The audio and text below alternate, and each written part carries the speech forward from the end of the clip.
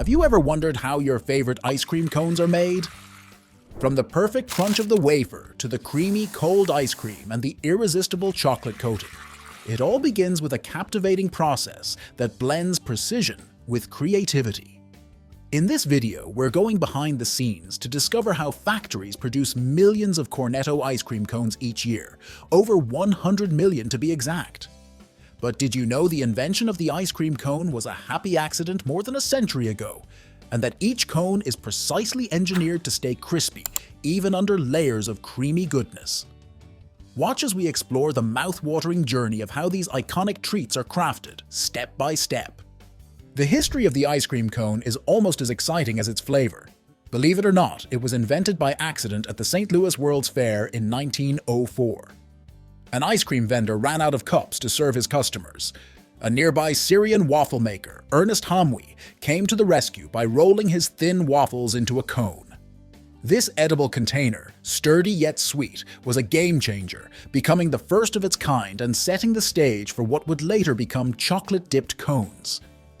Today, that combination of crunch and ice cream melting in your mouth remains irresistible. This Canadian company has been mastering the craft of ice cream cone production for 2 generations. With an impressive annual output of 10 billion cones, they serve customers across the globe. During peak summer demand, the factory ramps up production, making as many as 10 million cones in a single day. The cones are sweet, sturdy, and crispy, made from a light batter with brown sugar as the key ingredient. Though it's a bit more expensive, the brown sugar enhances both the flavor and the structure, ensuring the cones stay intact during transport. In the mixer, water, sugar, flour, and a blend of canola oil and soy lecithin, a natural binding agent from soy, are combined. But mixing this batter is more complex than it seems. The temperature must be kept precisely at 17 degrees Celsius to ensure uniform cones. During summer, the flour tends to be warmer, so cold water is added to the mix to maintain the balance. This prevents the batter from becoming too sticky. A computerized system carefully controls the flow of flour from an overhead tank, while vegetable oil is also added as the industrial mixer blends everything into a smooth, even batter, ready for the next step. The freshly mixed batter is transferred to a refrigerated tank, where a constantly moving paddle keeps it at the right consistency, similar to pancake batter. Each 50-liter batch is enough to keep the production line running smoothly for 45 minutes. From here, the mixture is elevated and poured into a hopper, a large container that acts as an intermediate reservoir. The hopper's job is to carefully regulate the flow of batter onto the cooking plates, ensuring a consistent flow and preventing spills or waste during cooking, and guaranteeing that each wafer has a uniform thickness. The conveyor belts then carry the batter to gas-heated cooking plates that close on the mixture, cooking both sides for just 50 seconds. This step might sound simple, but timing and temperature control are everything. Just a few seconds off and the cones could be too brittle or undercooked. When the cooking is done, the wafer is still warm and flexible, perfect for shaping into cones. When the top plates are lifted, they reveal the freshly baked wafer sheets. Automated arms then transfer these sheets to machines designed to shape them into cones. Each wafer is picked up by a rotating arm and placed onto a cone-shaped mold. A high-speed piston then spins rapidly, rolling the wafer into a perfectly shaped cone to hold your ice cream. This rapid rotation ensures the wafer is rolled evenly, without any folds or cracks that could compromise the cone's structure. This machine is highly efficient, capable of producing up to 3,000 cones per hour. Once rolled, the cones are left in position for a few minutes to cool and set their shape. They then drop through a chute and move up an open elevator, where they continue to cool and harden. Next, the cones are placed on a conveyor belt, where automated mechanisms adjust their positions for paper wrapping. A computer equipped with a camera counts the cones and communicates with a machine to stack the precise number needed for packaging.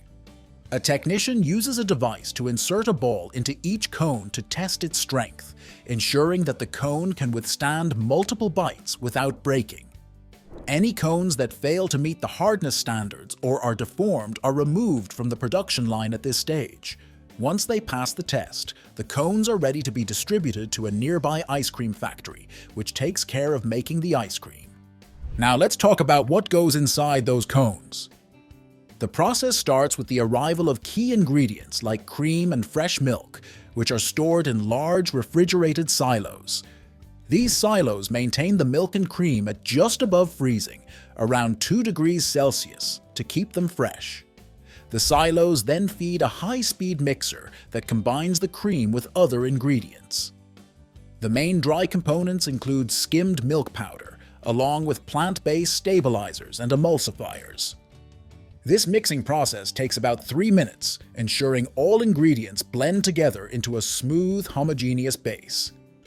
Stabilizers are added to prevent ice crystals from forming, while emulsifiers allow air to mix in during churning, ensuring a fluffy texture.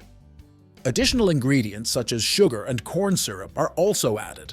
After mixing, the ice cream base is pasteurized at 72 degrees Celsius for 30 minutes, killing off any harmful bacteria. Then it's homogenized, breaking down the fat molecules to give the ice cream its famously silky texture. Finally, the vanilla flavoring is added, and the mixture is mixed to incorporate air, transforming the liquid into a creamy, soft solid. Without this air, your ice cream would be as hard as frozen milk. The ice cream is now ready to meet its crunchy cone counterpart. The freshly prepared cones line up on the conveyor belt. Sprayers coat the insides with a layer of chocolate to create that signature crispy texture, while also locking in the ice cream's moisture. From here, nozzles expertly fill the cones with ice cream. At this particular factory, 2 flavors are made simultaneously. One line fills the cones with vanilla ice cream, while another works on chocolate. To give the ice cream a delightful surprise in the middle, liquid caramel is injected into the center of the cone. Some variations even get a swirl of strawberry or chocolate sauce before the finishing touch.